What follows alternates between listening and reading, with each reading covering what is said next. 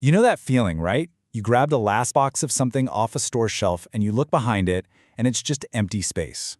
Well, today we're diving into a piece of tech designed to see into that hidden world and solve what turns out to be a billion-dollar problem for retailers. This is the story of Shelfcat. I mean, it's so frustrating. You see what looks like a perfectly stocked shelf, but when you reach for that one item, there's absolutely nothing behind it. So why does this happen? Why do store shelves so often lie to us about what's actually there? Well, the industry has a name for this, and it's called inventory distortion. And it's basically the gap between what the computer system thinks is on the shelf and what you or I can physically see and touch. This isn't just a small annoyance either. It costs retailers billions with a B of dollars every single year. It's a huge, expensive headache. Okay, so here's how we're going to break this down. First, we'll dig into the empty shelf problem itself. Then, we'll look at Shelfcat's really unique LiDAR-based solution. We're going to dissect a scan, get into the nitty-gritty of its Rust-powered gatekeeper, and then wrap up with how this whole thing is protected by a kind of digital fortress. All right, first up, the empty shelf problem. So what's the real issue here? Well, it all boils down to a fundamental flaw in pretty much every inventory system out there. They're basically blind to anything that's happening behind that first, perfectly neat row of products. You see, the tech we have right now just kind of scratches the surface. You've got these cool robots that can spot an empty space out front, and mobile apps that check if the shelf looks right, but none of them can reliably tell you how many items are stacked up behind that first product. They only see the facade, not the reality deep in the shelf.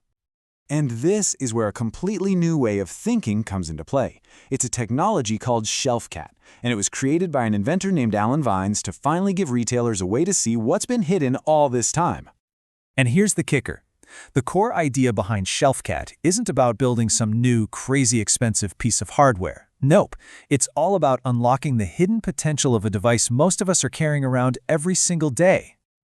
And here it is, the big aha moment. What if you could use the LiDAR sensor, the same tech that helps your phone create those cool portrait mode photos and do augmented reality? What if you could use that to measure the depth of a shelf?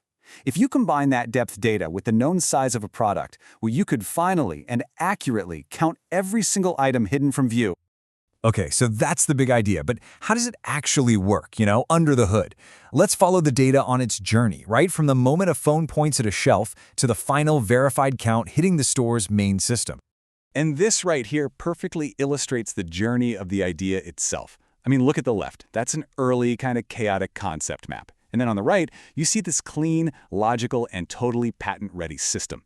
It's a fantastic visual for how a messy idea gets refined into real innovation. So, the whole process breaks down into 4 key stages. First, the app captures both a color image and a depth map of the shelf. Step 2, the AI gets to work. One model acts as the eyes, finding all the objects.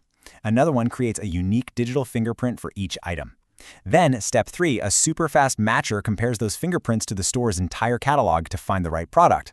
And finally, and this is the most crucial part, a gatekeeper verifies everything before the final count gets exported.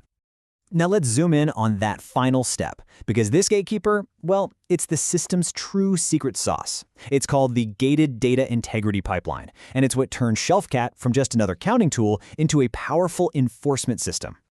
The core idea here is something called slot gating. And honestly, the best way to think about it is like a digital bouncer at a nightclub. Before any data gets into the club, the store's official inventory system, the bouncer checks its ID. It asks, hey, does this box of cereal actually belong in this exact spot on the shelf according to the store's master plan? And if the answer is no, the data gets bounced. It's blocked right there, stopping errors before they can even start. And get this, what we're looking at here is basically the bouncer's rulebook.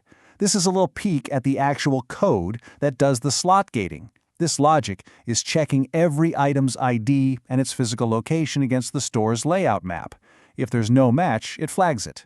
This is where the magic of enforcement really happens. So you might be wondering, why build this super important component in a programming language called Rust?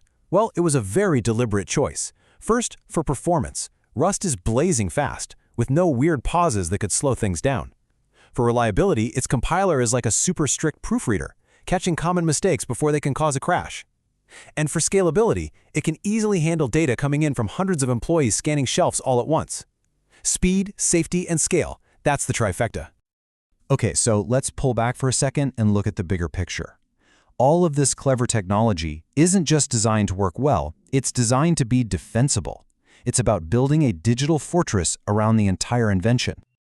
And when you put Shelfcat up against the competition, its advantage just pops right off the screen. I mean, robotic scanners and other AR apps, they're great at what they do, but they just can't answer that one critical question: how many units are hidden behind that front row? Shelfcat is the only one designed specifically to do that, and using handheld LiDAR is the key. So how do you build that digital fortress, what investors love to call a moat? Well, you do it with the three-part patent strategy. It's like building 3 walls around your castle. The first claim protects the overall system architecture. The second protects the unique step-by-step method, and the third protects the actual software code itself. Together, they create these overlapping layers of defense that make the whole thing incredibly hard to copy. And really, this quote from the strategy documents just hits the nail on the head. This whole thing isn't about just making another report that tells you what's already wrong. It's about creating a system that proactively enforces what's right, making sure the data is clean before it ever has a chance to cause a problem. And that kind of leaves us with this big question, right? In this crazy age of AI, where ideas and code can be generated at lightning speed, maybe the most valuable inventions aren't just the cleverest ones. Maybe they're the ones that are the most thoughtfully and thoroughly protected. Is the strongest moat now the ultimate measure of innovation?